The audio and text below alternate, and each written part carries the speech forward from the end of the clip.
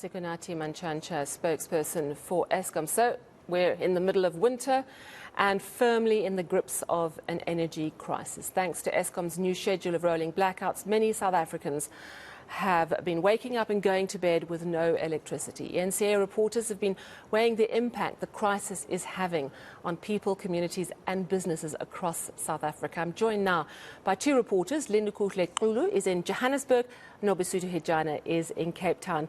Thank you to both of you. Linda, I'm going to start with you here in Johannesburg. And we heard about the strain that City Power is under to get the lights back on once load shedding has ended. And there's a lot of concern about the aging infrastructure in the City of Gold. Tell us more. Well, that's right, Sally. Each and every time that there are these rolling blackouts, according to City Power as well as the City of Johannesburg Mayor Mpho, we've been told that it has a bit of a strain in terms of the infrastructure. Some of the infrastructure gets damaged and sometimes they struggle to actually bring about electricity to some of the residents. And those are some of the issues they've raised. But what we do understand, Sally, is that the City of Johannesburg is not just sitting on its hands in terms of trying to find redress and trying to find solutions when it comes to this issue of Eskom. They are saying that businesses are not able to thrive under this particular, setting of things. They are saying that residents are suffering as is when it comes to issues of Eskom. You understand that there are load reductions as well in some areas where we are told people are not paying. So some people are actually subjected to about 5 hours of no electricity on almost a daily basis. So those are some of the things that, the City of Johannesburg has been telling us, saying that one of the things they are looking forward to is to actually tap into the knowledge of their counterparts in the Western Cape, and that is the City of Cape Town. What we do understand is happening at this stage is that Michael San, the MMC for Environment and Infrastructure in the City of Johannesburg, has led a team there to actually try and benchmark in terms of how can they be possibly able to sort out issues of electricity, how can they use what Cape Town is using as far as independent power producers, but it's all about finding solutions. And they are saying that they believe that a way of solving these issues, a way of solving this crisis is alternative energy, but also it is an alternative mean in terms of generating their own electricity and actually moving on to providing the electricity towards their residents. Take a listen to the mayor for the City of Johannesburg, Mpho, just giving us a sense really of what they'll be trying to do as the City of Johannesburg. We've had a very rough last 2 years, and our COVID-19 regulations have just been repealed. We're all excited that we can finally get back to business. Joburg's open for business, and we need to get on the road to economic recovery. But we need energy to be able to do that. And this announcement about stage 6 load shedding is really taking us backwards. So this is a huge problem for us. And with City Power, we've got this aging infrastructure. It's no secret that we've inherited a broken system in that for decades our infrastructure was not being maintained and it's not coping. And load shedding is not assisting. Load shedding is just making the problem worse. Our infrastructure is not coping. Each time we're supposed to switch people back on again, there's all sorts of challenges. Our technicians are working around the clock. They're running around like headless chickens, trying to assist all our residents who are not being put back on when they're supposed to. So it's a real big mess, and we're hoping that Eskom will really get its act together so we can all get our lives back and get the city going again. We hosted a 2-day energy indaba where we invited the private sector to come and discuss the energy crisis in Johannesburg. It's a national crisis, but we're responsible for our jurisdiction, and we would like to make a difference here being the economic hub.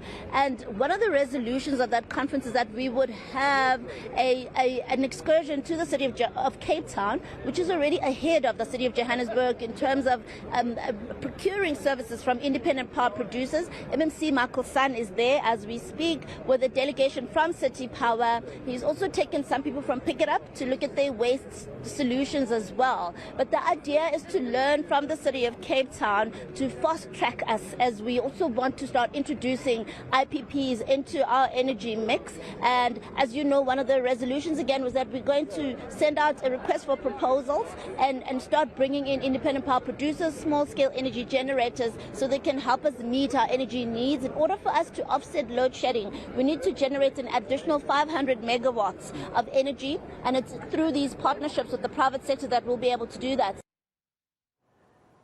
Yeah, so the mayor says there's a plan, and actually we're going to be speaking to Michael Son, the MMC, after 7 o'clock to get more details of what we can learn from Cape Town and how we can perhaps ramp up our own generating capacity here in Johannesburg. But then onto this issue now, some really troubling news coming out of Soweto today.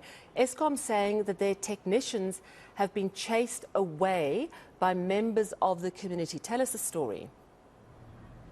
Well, we did go to Soweto. It's a community called Mlezane, and we went there after Eskom actually tweeted on their platform on social media, that is Twitter, to say that their technicians were essentially just chased away from a community. They were trying to install some of the new or the latest models of those meters that would be enabling people to buy electricity. But what we understand from residents when we got there is that, first of all, those technicians were not able to provide them with their work IDs. They were also not able to provide them with the paperwork in terms of, opening up some of those transformers and actually moving into people's houses and actually being able to implement some of or install some of those things that they wanted to install. So the residents were basically telling us that that is not how things have happened. They did not chase away any of these people. They basically told them that if they do want to go into their houses and if they do want to interfere with some of those meter boxes and some of the transformers around that area,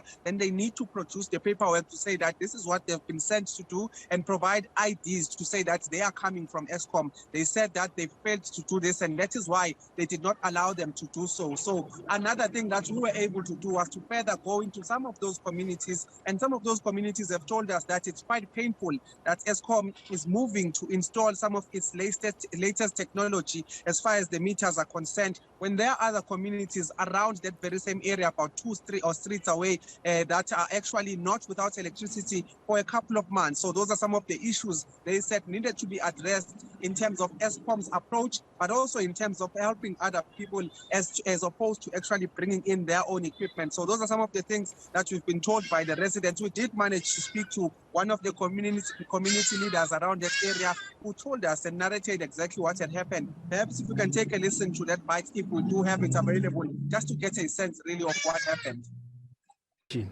They came into the area, and they came into the area where the box is working and where there's electricity. So in that area, there was never a day or time where there was consultation of split metering.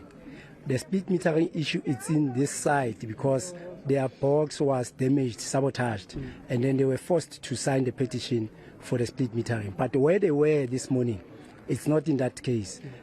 What happened there is that we asked for the ID of the official that was there. He literally told me straight, and he searched himself and said, I don't have it. Then I jumped into the next one. Do you have your job card?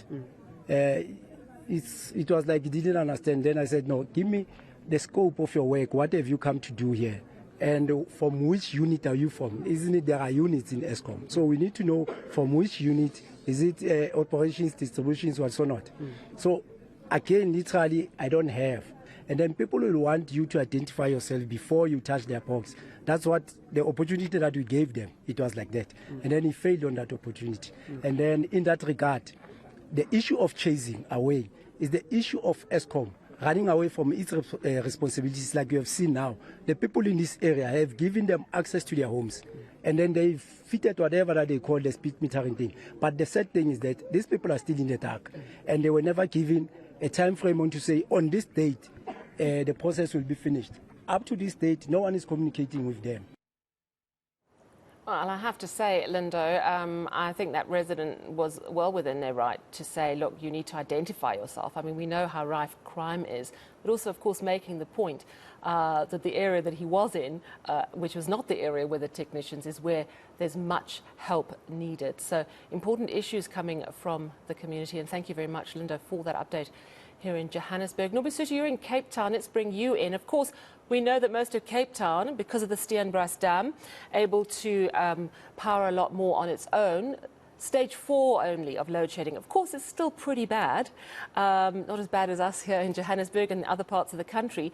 But still, it is having a big impact. What are the sort of discussions that Cape Townians are having about alternatives?